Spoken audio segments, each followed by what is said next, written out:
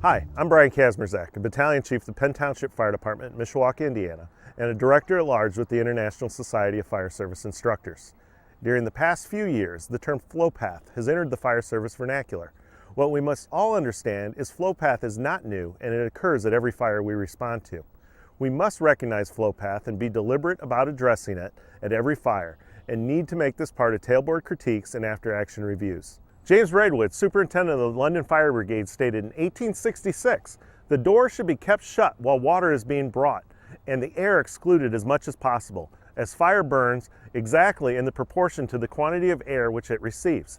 If you think about this quote, it makes total sense. Just think about building a fire in a wood-burning stove or a fireplace and using the damper and the flue to control the draft.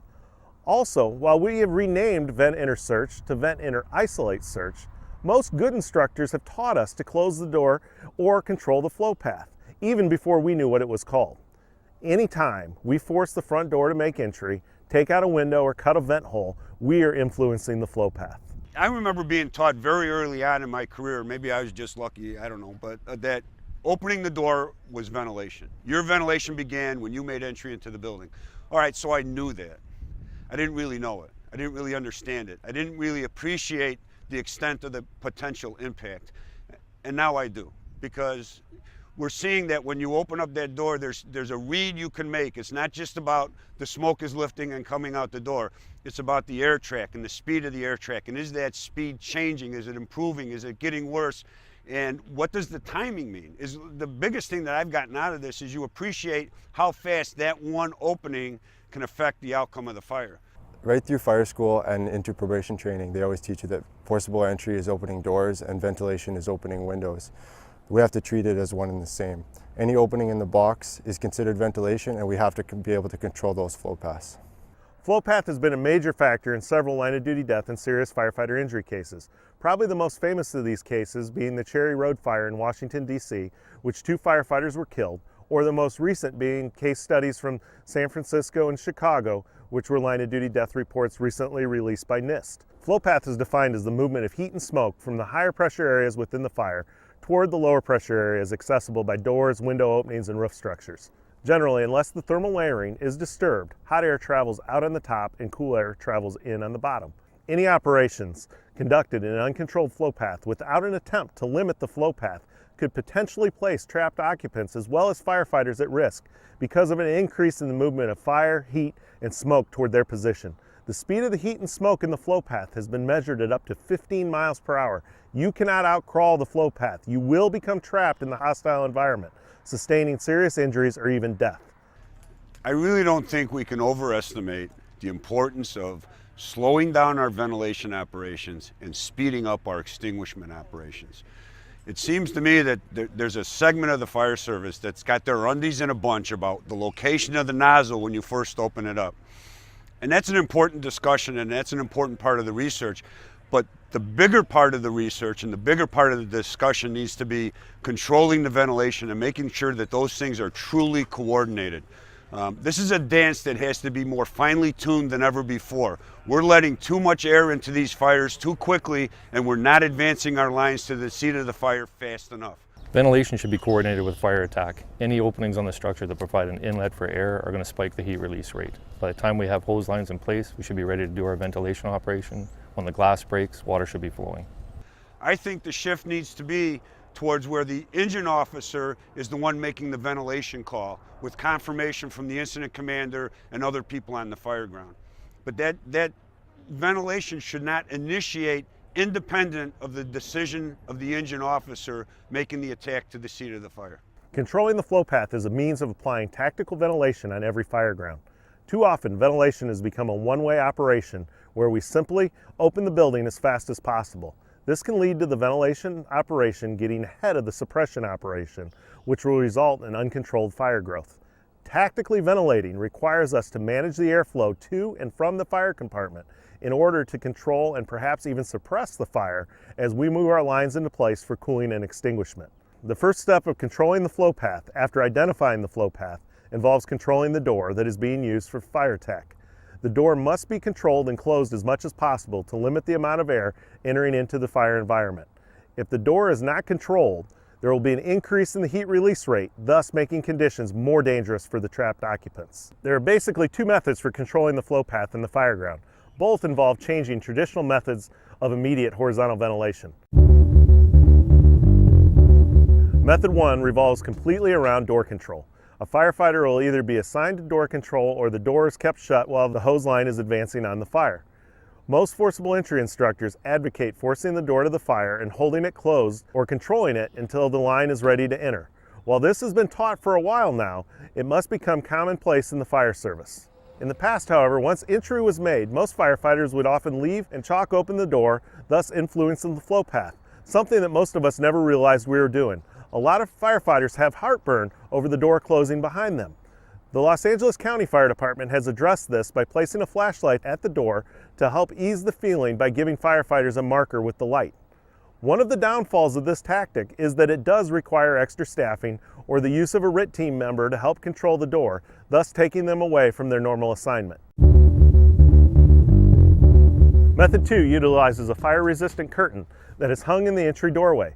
These curtains, or smoke blocking devices, as they are called in Europe, have been around for a while now, but have just entered the United States in the past couple of years. As a matter of fact, most fire apparatus in Europe carry them, and every positive pressure fan sold in Europe is delivered with a curtain due to the great work of Dr. Michael Reich. In addition, the insurance industry has found them so effective that they have been the main funding source for these curtains for the fire departments. While the curtains have not become mainstream yet in the U.S. Fire Service, they do provide a great solution to door control, flow path control issues we face. With this curtain, you do not need to dedicate extra staffing to control the door. Once the curtain is hung in place, which takes less than 10 seconds, it will stay there for the duration of the fire.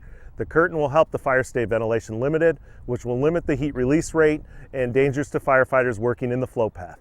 In addition, the curtain is very easy to crawl under and less constrictive feeling than a shut door. Several U.S. fire instructors are working with curtain manufacturers to add safety items to the curtains, such as LED lights or luminescent markings. We found our flow path control devices or smoke curtains to be very useful. We don't use them at every fire. If we can cool the fire down from an exterior position or quickly through the door, it's not the first thing out of our toolbox. But if we go to an apartment building where we have a common stairwell, it's certainly the first thing we deploy. So it's been a great asset to us for controlling flow path in a variety of situations. No matter which method you choose to control the flow path, if firefighters understand the flow path within a structure, they have an effective tool for reducing the risk to trapped occupants and for ensuring an effective fire attack.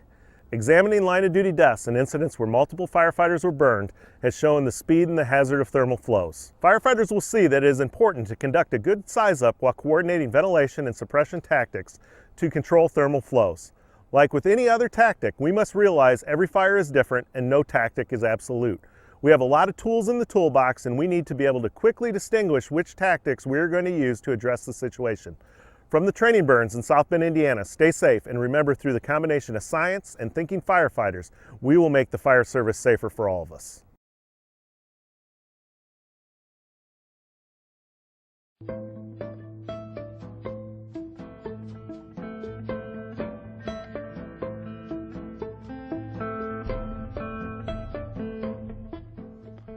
During the past several years, the fire service has benefited from NIST and UL's research on how fires develop in enclosed structures.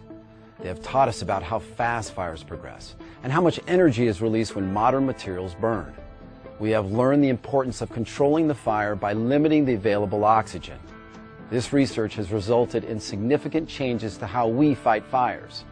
Like many fire departments around the country, including FDNY, Los Angeles County Fire Department is changing how we approach enclosed structure fires to be consistent with this new research.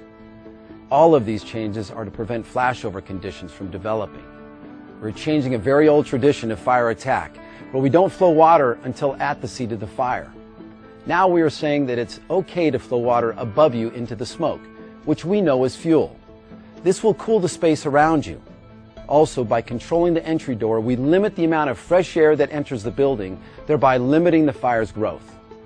UL studies have shown this to be very effective in reducing temperatures and decreasing the potential of flashover. The first arriving engine to a structure fire has a lot of work to do in a short amount of time, especially if you're at scene with a 3-person crew. If you are arriving with a 4-person crew, one firefighter will be assigned door control while the other firefighter and captain advance the line. As the door control firefighter, your job is to control the flow path of fresh air to the fire. You are trying to keep the fire ventilation limited or oxygen deprived. When the door control firefighter arrives at the entry point, the firefighter will assess the door. If the door is open, close it until the line is ready to be advanced. If the door is locked, force entry and control the access point. The firefighter assigned to door control establishes an equipment pool. This consists of a flashlight and irons, forcible entry tools. These tools are used to keep the fire attack team aware of their point of entry in the event of a rapid egress. You do this by placing the flashlight inside the door and using a tool to sound. After the fire attack team has entered the structure, the door control firefighter places the flashlight inside the door and then closes the entry door 2/3 of the way to control the flow path. If you are the door control firefighter, you need to assist the fire attack crew by feeding the line past the door. Your hand needs to be on the attack line to assist with hose advancement or withdrawal, and so you know when the attack crew is flowing water. Having your hand on the line is critical. This informs you when water is flowing so you can coordinate ventilation at the door. The door control firefighter will advise the fire attack crew of changing conditions. When the water is applied to the fire and steam is produced, the door control firefighter should open the door and allow the steam to escape. If the fire attack crew has to travel a distance away from the door, as the door control firefighter, you can enter the structure in order to better communicate the point of entry to your attack team. The fire attack firefighter pulls the attack line to the front door and prepares the line for entry by rick-racking the hose at the entrance. Once at the door, you call for water and don your SCBA and gloves. When the hose is charged, you bleed the line and check the nozzle pattern prior to entering the building. The nozzle pattern should be a straight stream. Before entry, check for heat by applying a short burst of water onto the upper third of the door. If steam is produced, you know you have heat. The next several tasks of the team is critical to limiting the fire's growth and effectively getting inside to control the fire. As the nozzle firefighter and the captain are ready to advance inside the door control firefighter opens the door cautiously. Once the door is cracked open, the firefighter at the nozzle flows a straight stream at the ceiling to check the temperature. If the water is converted to steam and doesn't return in the form of water droplets, this indicates high heat at the ceiling. This is a watch out in structure firefighting. High heat at the ceiling can mean the fire is rapidly moving toward flashover. Slowing the fire's progression at this point is achieved by taking a leg out of the fire triangle. When the temperature is reduced enough to allow water droplets to return from the ceiling, the fire attack crew advances the line further into the structure. Bouncing short bursts of water off the ceiling into the smoke layer should occur while the line is advanced into the building. Be careful not to flow too much water. Maintain your thermal balance by flowing enough water so the heated gases contract when cooled. Too much water can create steam that expands and collapses the neutral plane. If you note a change in conditions, flow some water to check the heat. It's about building your situational awareness inside the structure. The water in your hose line is your lifeline. It is your tool to put the fire out and to keep you safe. Use it. A little water on the furnishings around you won't destroy them. However, not flowing water and crawling into a flashover will destroy you and those you are attempting to save. Numerous NIOSH firefighter fatality reports and recent incidents around the country are evidence of this statement being true.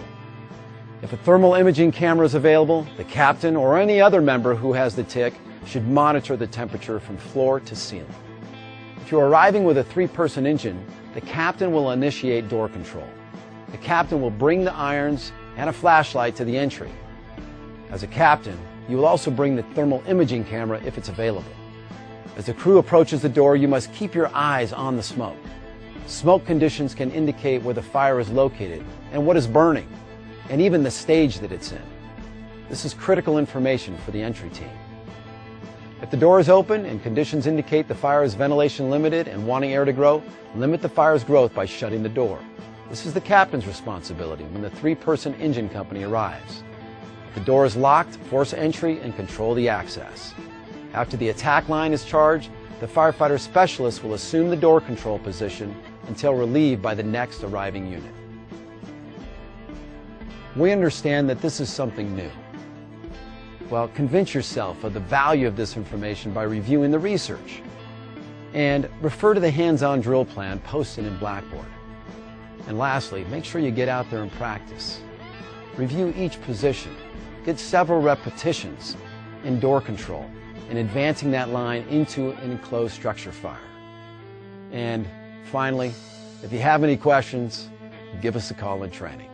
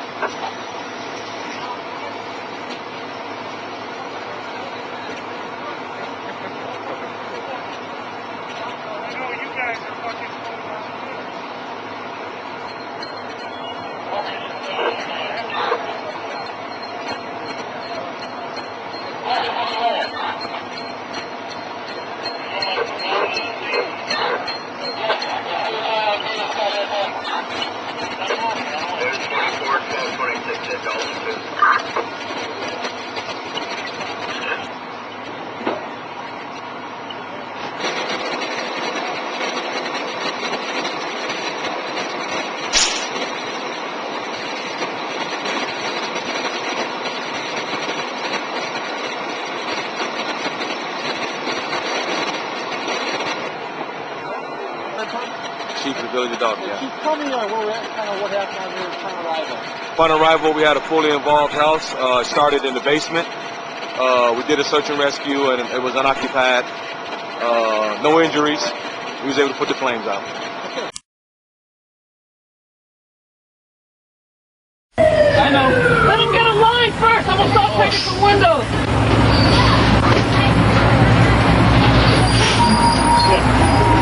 Yeah, hold back. He's going. Hey, Mike, be careful. Back. He's going good. I need water. Watch out, watch out.